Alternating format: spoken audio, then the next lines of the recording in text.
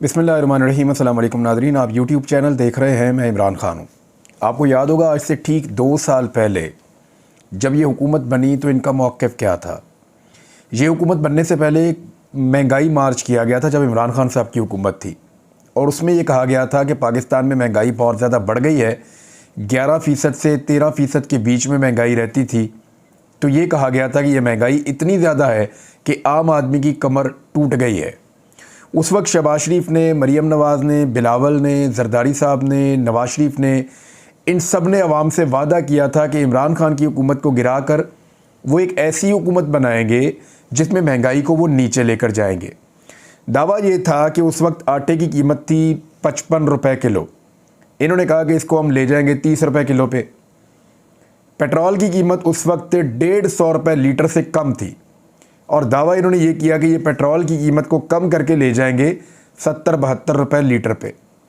Dollar जो है वो उस वक्त 180 रुपये के आसपास था, और दावा ये किया जा रहा था कि डॉलर को 100 रुपये का कर देंगे। यानी ये मैं मोटी मोटी चीज़ों का आपको बता रहा हूँ। इसी तरह गैस की और बिजली की कीमतों में बहुत ज़्यादा कमी के दावे किए गए थे। ये सारे दावे करने के बाद ये हुकूमत बनती है, पीडीएम हुकूमत बनाती है, और इस मुल्क पर पीडीएम ने तकरीबन 1.5 साल हुकूमत की। फिर पीडीएम की जो बाकियात थी, जो आज भी उनका हिस्सा है, उन्होंने एक निगरान हुकूमत बनाई, वो इनका हिस्सा ही है। यानी मोहसिन नकवी अभी भी हुकूमत का हिस्सा है, यानी अनवारुल्लाह काकड़ पार्ट ऑफ द गवर्नमेंट हैं। वज़ीर दाखिला जो थे वो भी इस वक्त हुकूमत का हिस्सा हैं, सरफराज बुगटी साहब। तो ये तमाम जो लोग निगरान सेटअप का हिस्सा थे, ये पीडीएम का एक्चुअली हिस्सा है। ये उनका ही तसलसल था। ये 2 साल से एक ही तसलसल चला आ रहा है। 2 साल इनको गुजर गए हैं, और 2 साल के बाद इन्होंने पाकिस्तान की मईशत के साथ क्या किया है, ये एक रिपोर्ट मैं आपके सामने जो रखने जा रहा हूँ, ये वर्ल्ड बैंक की रिपोर्ट है। वर्ल्ड बैंक की रिपोर्ट जो हेडलाइन छापती है वो क्या कह रही है कि बिजली और गैस की कीमतों में इजाफे से महंगाई पाकिस्तान में 50 साल की बुलंद तरीन सतह पर जा पहुँची है। यानी 2 साल पहले इन लोगों ने आपके साथ जितने वादे किए, 2 साल पहले इमरान खान की हुकूमत को गिराते हुए तहरीक अदम एतमाद ला के उसके ऊपर जैसे भी इन्होंने अमल दरामद किया और इनकी जो भी हेल्प की गई, वो सारी चीज़ें तो डिस्कस करते रहते हैं। अब पाकिस्तान का बच्चा बच्चा जानता है कि इमरान खान की हुकूमत कैसे गिरी। लेकिन असल बात यह है कि जो वादे इन्होंने किए थे कि इमरान खान अच्छा डिलीवर नहीं कर रहे, हम बहुत अच्छा डिलीवर करेंगे, वो वादे कहाँ तक पूरे हुए। आज की तारीख में जो आलमी मंडी में क्रूड ऑयल की जो कीमत है वो है $86 फ़ी बैरल के करीब, इससे थोड़ा सा ज़्यादा है 86 से। इमरान खान के दौरे हुकूमत में जो आलमी मंडी में पेट्रोलियम मसनूआत की कीमतें थी वो $100 से ऊपर रही थी। इवन $124 फ़ी बैरल तक वो गई थी। इसके बावजूद इमरान खान साहब ने पेट्रोल की कीमत को 150 रुपये लीटर से ऊपर नहीं जाने दिया। जब उन्होंने हुकूमत छोड़ी तो उस वक्त पेट्रोलियम मसनूआत की कीमतें ऐसे थीं कि पेट्रोल उस वक्त भी 145 रुपये फ़ी लीटर बिक रहा था। इसको 70 रुपये का करना था इन्होंने। आलमी मंडी में पेट्रोलियम मसनूआत की कीमतें $70 फ़ी बैरल तक पहुंची इनके दौरे हुकूमत में। आज भी 86 है, यानी इमरान खान के दौरे हुकूमत की निस्बत आज भी 30 से 35% आलमी मंडी में पेट्रोलियम मसनूआत की कीमतें आज भी कम हैं इमरान खान साहब के दौरे हुकूमत के मुकाबले में। लेकिन ये कितने का बेच रहे हैं? 290 रुपये का।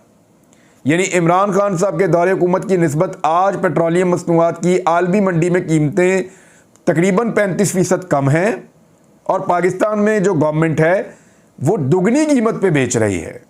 जिन्होंने आधी कीमत पे बेचना था उस कीमत पे, यानी जब इमरान खान साहब के दौर में जो आलमी मंडी की कीमत थी उस पर उन्होंने आधी कीमत पे बेचना था, आज 35% उससे कम है और ये डबल कीमत के ऊपर बेच रहे हैं। ये इन्होंने पाकिस्तान के साथ किया। अब वर्ल्ड बैंक की जो रिपोर्ट है वो क्या बता रही है, ये डाटा मैं आपके सामने रखता हूं। देखें, ये डाटा 50 साल का है, और 50 साल का डाटा ये कह रहा है, आलमी बैंक की जानिब से जारी रिपोर्ट में कहा गया कि पाकिस्तान में रवा माली साल की पहली छमाही में महंगाई 1974 के बाद से लेकर अब तक सबसे ज्यादा रही है। इस रिपोर्ट में बिजली और गैस की कीमतों में इजाफे को महंगाई बढ़ने की सबसे बड़ी वजह करार दिया गया है। गैस की जो बिल आए हुए हैं, मैं इसके बारे में आपको बता चुका हूं कि आम आदमी वो अदा ही नहीं कर सकता। जितनी टोटल महाना इनकम होती है ना अच्छा खासा कमाने वाले बंदे की, 50,000 से 1 लाख रुपए तक बिल आया हुआ है 10-10 मरले के घर वालों को, इतने इतने बिल आ गए हैं। अब आलमी बैंक की रिपोर्ट में बताया गया कि जो शहरी इलाके हैं उनमें तवानाई की वजह से जो महंगाई है वो 50% तक बढ़ गई है। बिजली और गैस की कीमतों में इजाफे से पैदावारी लागत में काफ़ी इजाफा हुआ है। माली साल की पहली छमाही में शहरी इलाकों में तवानाई के अफराते ज़र 50.6% तक महंगाई बढ़ी है। अब ये डाटा मैं आपको बता रहा हूँ ना, मैं आपके सामने कुछ फैक्ट रख देता हूँ। जुल्फ़िकार अली भुट्टो के दौर में महंगाई एक दफ़ा बहुत ऊपर गई थी जब पाकिस्तान 2 लाख हुआ था 1971 में। उसके बाद पाकिस्तान को बहुत मुश्किलात का सामना करना पड़ा था। तो 1974 में महंगाई की एक बड़ी खौफनाक वेव पाकिस्तान में आई थी। आलमी सतह पे बड़े हालात ख़राब भी हुए, इसके बावजूद कभी पाकिस्तान में इतनी महंगाई नहीं हुई। जुल्फ़िकार अली भुट्टो के दौर में नहीं हुई, ज़िया-उल हक़ के दौर में नहीं हुई, बेनज़ीर के दौर में नहीं हुई, नवाज शरीफ के दौर में नहीं हुई, परवेज़ मुशर्रफ के दौर में नहीं हुई, ज़फ़रुल्लाह जमाली के दौर में नहीं हुई, बहुत सारे निगरान वज़ीर आज़म आए उनके अदवार में नहीं हुई, और उसके बाद शौकत अज़ीज़ के दौर में नहीं हुई, यूसुफ रज़ा गिलानी के दौर में नहीं हुई। इतनी महंगाई जो है वो राजा परवेज़ अशरफ के दौर में नहीं हुई। इतनी महंगाई शाहिद खाकान अब्बासी और इमरान खान के दौर में भी नहीं हुई। जो महंगाई के रिकॉर्ड शहबाज शरीफ साहब ने तोड़ दिए हैं, यानी छोटे मियाँ साहब ने महंगाई के तमाम रिकॉर्ड तोड़ दिए हैं और पाकिस्तान में 50 साल तक की महंगाई का सबसे बड़ा बोझ लाकर इन्होंने डाल दिया, वो कारनामा करके इन्होंने दिखा दिया है। अब आए इस बात की तरफ कि इन लोगों ने कुछ वादे किए थे इलेक्शन में। मरीम नवाज़ ने, हमजा शहबाज ने, अलीम खान ने भी किया था, शहबाज शरीफ ने भी किया था, नवाज शरीफ ने भी किया था, जरदारी ने भी किया था। इन लोगों ने वादा किया था, पीपल्स पार्टी और PMLN ने ज़्यादा वादा किया था। वादा इनका ये था कि जो 300 यूनिट तक बिजली इस्तेमाल करता है पाकिस्तान का गरीब तबका, जो बहुत बड़ी तादाद में है लोग, जो बिल्कुल गरीब है बेचारे, एक पंखा एक लाइट और थोड़ा सा वो इस्तेमाल करते हैं, एक आधा कोई थोड़ा और 1-2 कमरों का जिनका घर होता है छोटा सा, जो बहुत कम बिजली इस्तेमाल करते हैं और बिजली को बचाते हैं, वो 300 यूनिट तक मैक्सिमम जाते हैं। इन्होंने ये दावा किया था आवाम से वोट मांगते हुए कि आप हमें वोट देंगे ना तो हम आपको 300 यूनिट तक बिजली फ्री कर देंगे, आपसे हम बिल ही नहीं लेंगे पाकिस्तानियों से। ये इन्होंने दावा किया था। आज इस दावे का कोई जवाब ही नहीं है। ये पब्लिक के बीच में जाकर फेस करने के लिए तैयार ही नहीं है। मेरा पाकिस्तान के उन तमाम अवाम से जिनका बिजली का बिल 300 यूनिट से कम आता है, उनसे गुजारिश है कि वो इन हुक्मरानों से जवाब तो मांगे, इनसे पूछे तो सही कि भैया आपने हमसे वादा करके वोट मांगा, अब आपकी हुकूमत बन गई है, चाहे हमने आपको वोट नहीं दिया लेकिन जैसे भी करके आपने हुकूमत बना ली है, अपना वादा पूरा कीजिए। अब इनको चाहिए कि ये लोगों में जाएं, निकलो बाहर, निकलकर गरीबों के बीच में जाओ, उनका सामना करो। अब यानी गरीब आदमी का आटा आता है इनके पास, उसके ऊपर या तो मियाँ साहब का मुंह लगा देते हैं, फिट कर देते हैं, या उसको दुकानों के अंदर बेच देते हैं। बाद में किसान कार्ड आता है, उसके ऊपर भी मियाँ साहब का मुंह फिट कर देते हैं। इनका बस चले ना, ये पाकिस्तान के नोट के ऊपर भी मियाँ नवाज शरीफ साहब का मुंह लगा दें, इनका अगर बस चले तो। जिन गरीबों के पैसों के ऊपर ये प्रोटोकॉल एंजॉय करते हैं, दुनिया भर की सैरें करते हैं, उन गरीबों को रिलीफ देने के लिए इनके पास कुछ नहीं है। 300 यूनिट तक का इन्होंने वादा किया था, आज तक इन्होंने वादा पूरा नहीं किया। अब इस वक्त आलमी मंडी में पेट्रोलियम मसनूआत की कीमतें कम होने के बावजूद इन्होंने गरीब आदमी को कोई रिलीफ नहीं दिया। नाज़रीन, एक और मामला जो है वो सोशल मीडिया पे भी बहुत उठा हुआ है, लोग उसके बारे में सवालात पूछ रहे हैं। देखिए, पाकिस्तान एक खुद मुख्तार, आज़ाद और ताकतवर मुल्क है। पाकिस्तान के पास दुनिया की माशाल्लाह 6ठी बड़ी ताकतवर फ़ौज है। हम एक एटॉमिक पावर हैं। दुनिया में कितने मुल्क हैं जिनके पास एटम बम है? 7 मुल्क है टोटल। पाकिस्तान एटमी पावर है, बहुत ताकतवर मुल्क है। तो पाकिस्तान के हवाले से बहुत सारे सवालात पाकिस्तान के अंदर लोग उठा रहे हैं कि इंडिया ने ना सिर्फ पाकिस्तान के अंदर 20 पाकिस्तानियों को कत्ल किया, बल्कि ये खुली दहशतगर्दी उन्होंने पाकिस्तान के अंदर की। पाकिस्तान पहले ये कहता रहा बार बार, इसके ऊपर पाकिस्तान डंडोरा पीटता रहा, दुनिया को बताता रहा, लेकिन कोई मानता नहीं था। अब इंडिया ने खुद एतराफ़े जुर्म कर लिया है कि उन्होंने पाकिस्तान के अंदर घुसकर 20 लोगों को कत्ल किया और पाकिस्तान के अंदर दहशतगर्दी उन्होंने की है।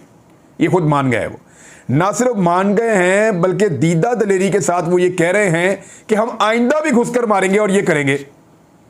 पाकिस्तान इसका जवाब सिर्फ ज़बानी कलामी दे रहा है, ये सवाल उठाया जा रहा है। मामला ये है कि जब ईरान ने वहाँ से एक अटैक किया, पाकिस्तान का ब्रदर इस्लामी मुल्क है, तो पाकिस्तान ने बाकायदा उसी तरह ताकत के साथ जवाब दिया। अफ़गानिस्तान से जब कोई मामला होता है, पाकिस्तान उसी तरह ताकत के साथ जाकर जवाब देता है। लेकिन इंडिया जो है वो ब्रदर इस्लामी मुल्क नहीं है। पाकिस्तान के कागज़ों में वो पाकिस्तान का दुश्मन हमसाया मुल्क है। इंडिया को दुश्मन हमसाया मुल्क पाकिस्तान के हुक्मरान और पाकिस्तान के सारे इदारे समझते हैं। अब ब्रदर इस्लामी मुल्कों को तो हमने टिका के जवाब दिया, ये जो दुश्मन हमसाया मुल्क है इसको पाकिस्तान ने अब तक जवाब क्यों नहीं दिया?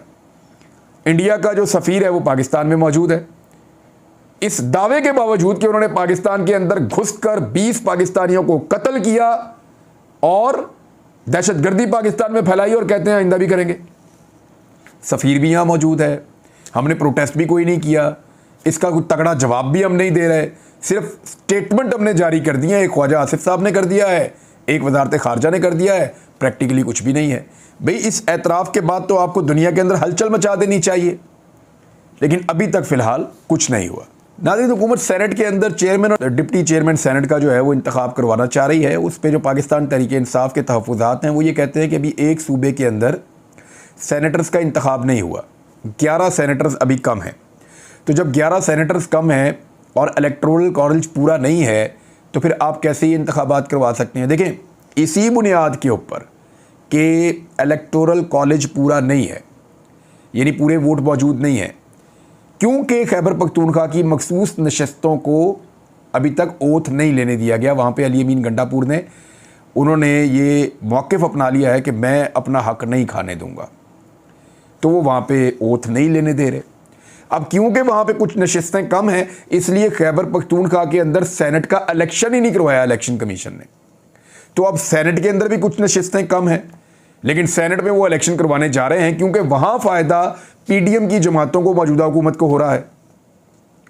आप गौर कीजिए कि यही जो फार्मूला है, जब खैबर पख्तूनख्वा में जाता है तो वो कहते हैं जी सीटें पूरी नहीं है, हमने अभी यहाँ पे इलेक्शन नहीं करवाना सेनेट का।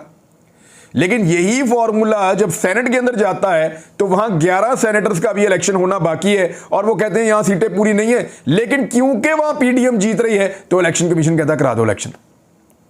ये जो दोहरा म्यार है ना, ये कदम कदम के ऊपर ये बता रहा है कि इलेक्शन कमीशन ऑफ पाकिस्तान ने पाकिस्तान तहरीक इंसाफ को हर जगह पे डैमेज किया है और पीडीएम को फ़ायदा पहुंचाने की कोशिश की है, पीएमएलएन को, पीपल्स पार्टी को, बाकी जमातों को। अब आज का दिन नाज़रीन बड़ा इंपॉर्टेंट है। दो बड़ी अहम चीज़ें हैं जिसके ऊपर सबकी नज़र होगी। एक तो 4 केसेस है, इमरान खान साहब के तोशाखाना वाला फारिग हो गया, साइफर वाला ईद के बाद चला गया, 15 तारीख से ऑनवर्ड वो लगेगा और वो भी तकरीबन फारिग है, जो सलमान सफदर साहब ने साइफर को सिफर किया है। उसके बाद जो है वो इद्दत में निकाह वाला मामला, उसको जानबूझकर लटकाया गया है और 9 तारीख को उसकी एक सुनवाई है और कोशिश तो ये की जाएगी कि इमरान खान साहब और उनकी एहलिया ईद जो है वो जेल में बनाएं, जेल से बाहर वो ना निकल सकें। लेकिन अगर मेरिट के ऊपर इस केस को सुना जाता, एक हेयरिंग पहले हो चुकी है, अगर वहाँ सुना जाता और 9 तारीख को सुना जाता या 8 तारीख को, तो फिर कम से कम बुशरा बीबी जो है उनकी ज़मानत हो सकती थी, वो इस केस में बाहर आ सकती थी।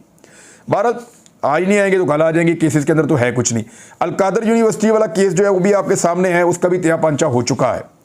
2 चीज़ों पे आज के दिन में सबकी नज़र सुप्रीम कोर्ट ऑफ पाकिस्तान पे होगी, 2 बातों पे, और कादी फायद ईसा साहब के ऊपर नज़र होगी। नंबर 1 चीज़ ये होगी कि तसद्दुक जिलानी साहब ने जो दावा किया है कि उनके बारे में गलत बयानी की गई सुप्रीम कोर्ट ऑफ पाकिस्तान में, जो कादी फायद ईसा साहब से मंसूब है और अटॉर्नी जनरल से मंसूब है। अब देखना यह है कि कादी फायद ईसा साहब इसके ऊपर क्या मौक़िफ़ लेते हैं आज के दिन में। क्या वो तसद्दुक जिलानी साहब से माजरत करेंगे या वो ये कहेंगे कि उनके पास इन्फॉर्मेशन कुछ और थी, या कुछ भी जो भी वो इसके बारे में कहेंगे, इसके ऊपर सबकी नज़र होनी चाहिए कि कादी फायद ईसा साहब जो फेक न्यूज़ के लिए बहुत ज़्यादा फ़िक्रमंद रहते हैं, जो हमेशा मीडिया और सोशल मीडिया के ऊपर तनकीद भी करते हैं, क्या अपनी फ़ेक न्यूज़ के ऊपर वो कोई मौक़िफ़ लेंगे, ये हम देख लेते हैं। दूसरा, पेशावर हाई कोर्ट के चीफ जस्टिस का ख़त, इसके बाद अब कादी फायद ईसा साहब आएंगे अदालत में। देखते ये हैं कि पेशावर हाई कोर्ट के चीफ जस्टिस ने जो नुक्ता उठाया कि सीनियरिटी को नज़रअंदाज किया जा रहा है और उनका ये हक बनता है कि उन्हें सुप्रीम कोर्ट ऑफ पाकिस्तान में जज के तौर पे तैनात किया जाए, लेकिन कादी फायद ईसा साहब से उनको ये शिकवा है कि इस मामले को वो डिले कर रहे हैं।